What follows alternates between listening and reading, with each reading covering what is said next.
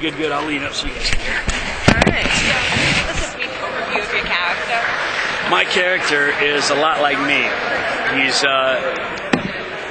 John wrote this with me in mind, and he has me coming out of Oklahoma. Has a dad that's a blue collar working man, kind of a bar brawler, and that's where it ends. He takes me from me and throws me into this world with magic, and this guy who really, honestly, where he grew up, it's not that much anymore, but he was ashamed of being smart. He was ashamed of knowing stuff that other people didn't know. You know what I mean? He's very, very intelligent. And he looked at it kind of as a curse. He looked at it as a, I think he, sorry, I talk low. I think he was, and as another young man would be, I think he was too worried about picking up on chicks, you know what I mean, what his friends would think of him, stuff like this. So he wasn't allowed to be out there with that, because where I come from, like I said, not like that so much anymore, but it could be embarrassing to be smart, to be the brainiac guy, you know what I mean, because there's so many people that, there's a lot of beer drinking and a lot of bar brawling where I grew up, Christian Kane and Jake Stone. Then he takes this broken toy that's embarrassed of who he is, and he adds them with John's character, who's just everybody doesn't like, you know what I mean, because he's a bad person. He really, his character, he's great. And then Lindy, who has been shunned in life because of her stuff, and he takes these broken toys, as Rebecca's character as well, and puts them all together. So for the first time, that's where that character ends for me, because now we're on this journey. And wait, Wiley comes in, and wait, these people understand it's okay to be who I really am in life. And that's where the journey starts. So it's fun to watch this guy who lasts on screen about 2 seconds, because then he finds people that accept him for who he is. And he's still there's still a lot of him in that character, but now you start this journey. And I know that John's been here. It's one of the reasons why I love him so much, and especially on Leverage, and now continuing with this. Leverage was a 5-man team, as the Librarians actually, but there was always 6 people on the team, because you as an audience member, you on the couch, you are part of this, and you get to walk this journey with us. And it's not a lot of writers out there in the world that can pull something like that off, and he did with Leverage, and that's why I trusted him on this, and he's doing it again. As a matter of fact, he probably does it more on this one because of the fact that we all knew what we were good at on Leverage, and we all came together and then had to find this journey. We don't know anything in this. Magic has opened up and all this kind of stuff. And there's just not a lot of people that can do that. I mean, I love some stuff that's on TV right now. I'm enjoying The Blacklist. I like, I've always enjoyed CSI, but I never feel like part of that show. You know what I mean? I'm watching somebody do something. He's brilliant because he's allowing you to come in, and that's one of the best things about entertainment. For me, watching a movie, if I can go into that movie and disappear from life for a while, those are the movies that I love. And he does that with this TV show, and I think that's just great. You mentioned your character's kind of rough and tough. Is he going to need a cynic as well? Rebecca's character is the cynic of the group. Yeah. Is you're the guy, the mercenary, like, look, if you pay me the money, I'll believe in it and I'll go find it for you? Is that no, it's the not, Han Solo it's not guy? that way. This guy is so much different than when I played before. Yeah. It's like he's learning a lot from Noah and Flint, and Noah puts himself out there and makes fun of himself a lot. But the problem with me is that I've always played the bad guy. I've always played the dude that can, that can throw punches, that can do all this sort of stuff.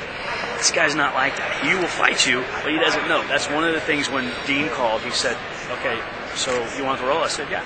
He goes, you gotta cut your hair. I was like, all right. And then he said, now, here's the most important thing. I'm like, what? He goes, I need you to unlearn everything you know about fighting. I was going, well, yeah, you take the role. Right? Yeah. But I'm going, I don't get it, though. That's what I do. He's like, this is more about acting.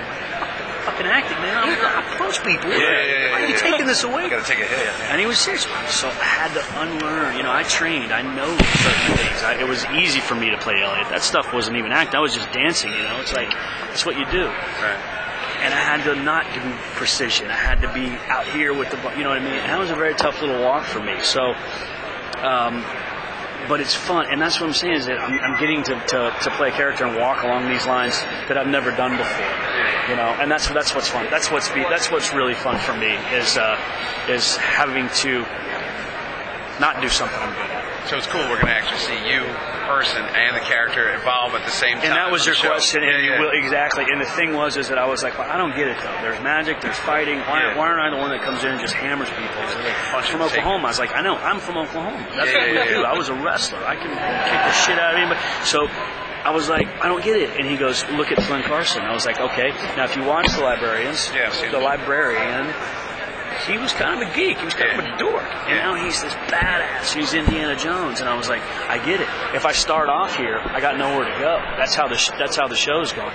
So it's going to be fun. You know, there's different times where I pick up something magic that creates another character, which maybe this character is a little bit more badass than what Jake Stone is. Right. And as a human, you don't forget that. You may not have known it when you were doing it. I know it's magic, but you may not have known it, but you're not going to forget that. So as time goes on, John Rogers, who assured me, he was like, trust me, you're going to get to where you're going. He goes, let's just take time to get there. And I was like, all right, that's welcome. All right, Malcolm Newhart and Jane Curtin did a great job as the recalcitrant Undertaker. So how was it working with John Larroquette and your character interacting with him as well? John Larroquette is one of the funniest guys. He's a very serious actor when it comes to it. You know, he plays comedy like I do. He plays comedy. He's not slapstick at all. And I enjoy every scene that I get to do with him. He is picking up right where Bob Newhart left off. Now, Bob and Jane's so great. She does such a great job.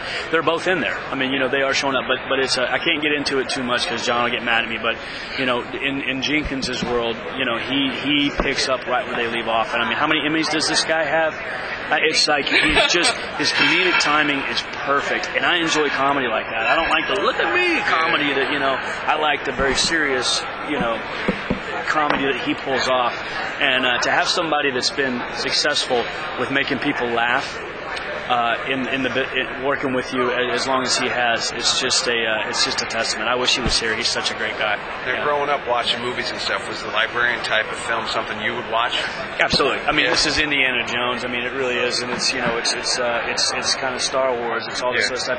It is absolutely something I would love. And like I've said this before, it's like, listen, I enjoy a good show. I enjoy some TV shows. Yeah, exactly. But this is my wheelhouse. I mean, I've been blessed in life to have fans that I have. They're fans/friends. They call themselves the Caniacs, and they've been with me for so many years. You know, they've been with me for 15 years, and it's almost, you know. And one of the reasons why I got this role is because John and Dean know that these people are around, so I owe them. And I'd rather give them something like this that they relate to. Comic-Con people, those are my people. Passion. You know what I'm saying? Passion and just you know, people that like costumes and people that you know.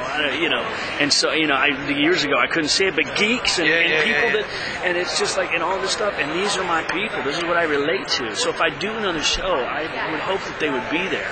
But if I get to do a show like this, then I get to pay them back, and that's important. So you're doing it because for I wouldn't be. I don't even look at it as underdogs anymore. I mean, they kind of rule the world. Nowadays, they're no longer that. So it's and so it's like, but if I did another show, I'm sure that they would be there. They've seen movies where it hasn't been genre specific, but it's kind of go on an adventure with you. It is, but the most important thing with them, and I mean, you know, I'm not saying this just to be whatever you guys want to think, but it's important for me from when I've been out there on the road doing music and they showed up, to where I didn't do a film for 2 years, to when I was off work for a year, they stayed.